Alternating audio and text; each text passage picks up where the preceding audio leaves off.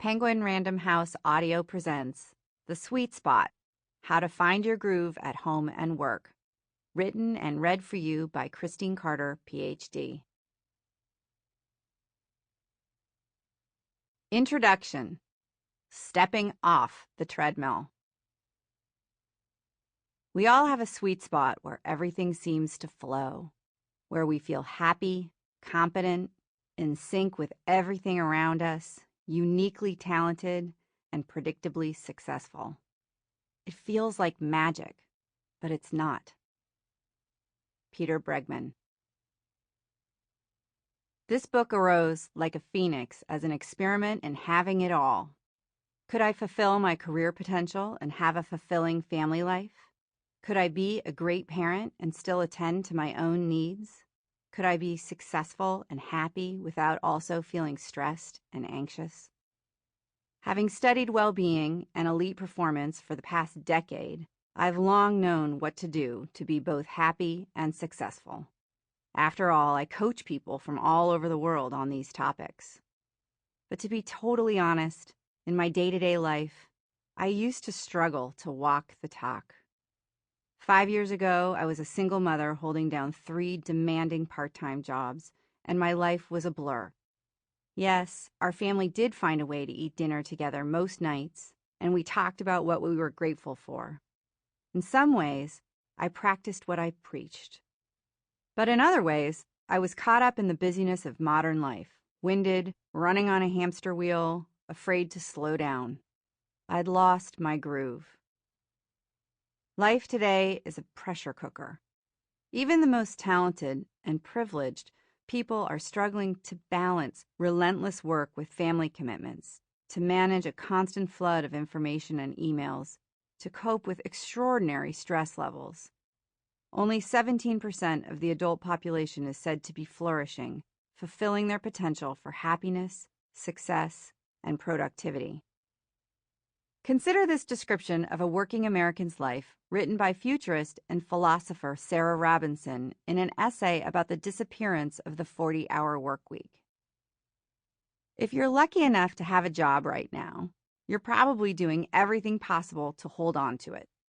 If the boss asks you to work 50 hours, you work 55. If she asks for 60, you give up weeknights and Saturdays and work 65. Odds are that you've been doing this for months, if not years, probably at the expense of your family life, your exercise routine, your diet, your stress levels, and your sanity. You're burned out, tired, achy, and utterly forgotten by your spouse, kids, and dog. But you push on anyway because everybody knows that working crazy hours is what it takes to prove that you're passionate and productive and a team player. The kind of person who might just have a chance to survive the next round of layoffs. And think about the fact that 66% of working parents say they aren't getting everything done that they want to. 57% feel like they don't spend enough time with their families, and 46% feel they have no time for leisure. Most people have actually lost time for pleasure compared to our ancestors 100 years ago, despite the fact that in the olden days, they had to hand wash their laundry. Here's the strange thing. For most of the 20th century, the broad consensus was that working more than 40 hours a week was stupid, wasteful, dangerous, and expensive, and the most telling sign of dangerously incompetent management to boot, Robinson writes. Further, more than 100 years of research shows that every hour you work over 40 hours a week is making you less effective and productive over both the short and the long haul. Really? Even though most people think this makes intuitive sense, they are still surprised to hear that it is actually true. This common sense is so widely ignored that overwork and the problems with health, happiness, and productivity that it brings is epidemic. At the same time that our lives have gotten easier in many ways, with devices to wash the dishes, learn just about anything, have our groceries delivered, it has also gotten easier to work more. We communicate with our coworkers at all hours of the day and night in person, by phone, text, and email. Instead of starting work at 8 a.m., we start at 6 a.m. when we switch off the alarm on our smartphones and check the emails that came in overnight. While it's true that new technologies can save us a lot of time, often it doesn't matter because we found time in ways that heighten neither productivity nor happiness. I understand this paradox both intellectually and personally, especially when I look back a few years. I had work I really loved as a parenting and life coach, as a sociologist at UC Berkeley's Greater Good Science Center, and as a keynote speaker, author, and blogger. But the sheer logistics of my single-parent, triple-job life were leaving me dead tired, and if I'm honest, often snappish with the people I loved most.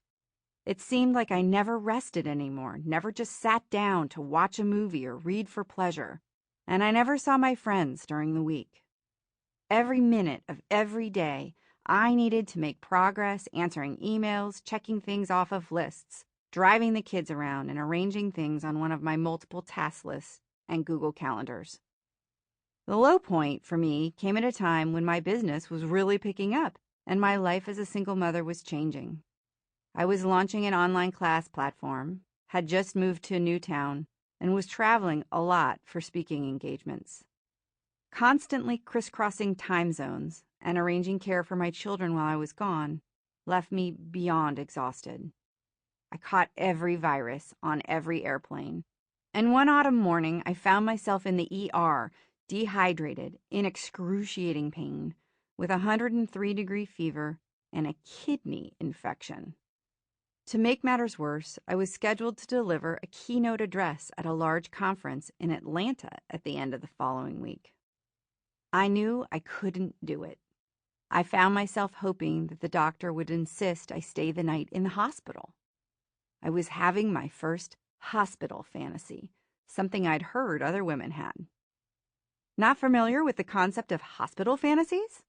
I was nearly as tired as this woman, who wrote on Katrina Alkern's Working Mom's Break blog. I stumbled back to work when my son was 6 weeks old. He had colic and chronic ear infections, so I really didn't sleep for a year. No exaggeration. I would fantasize about having a minor car accident on the way to work. Nothing serious, just enough to lay me up in the hospital for a few days so I could sleep. I knew I'd be okay soon, but I had simply been too tired for too long. I emailed the conference organizers once the IV antibiotics kicked in.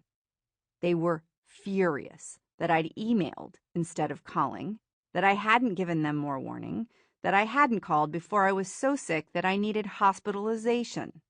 They would not be booking me in the future. I was devastated. As a lifelong perfectionist and overachiever, I found that disappointing the conference organizers was in many ways as painful for me as the infection. That short stint in the hospital, in the end, I didn't even spend the night, prompted me to begin the series of life experiments that led to this book. Could I bring joy and rest back into my life? This felt risky, as though I would have to give up financial reward and professional success for time to rest and play. But I wanted a life where I had enough ease in my day that I could stop and chat with my neighbor, throw a ball for my dog and delight in his joy, and not be simultaneously on the phone taking care of business. Spend entire weekends making art and reading for pleasure and hanging out with my kids. I wanted to go back to cooking as a hobby, making real food for my family, rather than just warming up frozen stuff. I needed to get my groove back, to live in my sweet spot rather than on a hamster wheel of busyness. The sweet spot is that point of optimum impact that athletes strike on a bat or a racket or club, that place where an athlete has both the greatest power and the greatest ease. Playing tennis, I can feel it when I hit the ball in the racket's sweet spot. The ball launches easily and powerfully over the net. When I hit the ball out of the sweet spot, my hit doesn't have as much strength, and there is an element of strain. I can feel the resistance, the bump or the friction created by missing the sweet spot. in my body. If Sample complete. Ready to continue?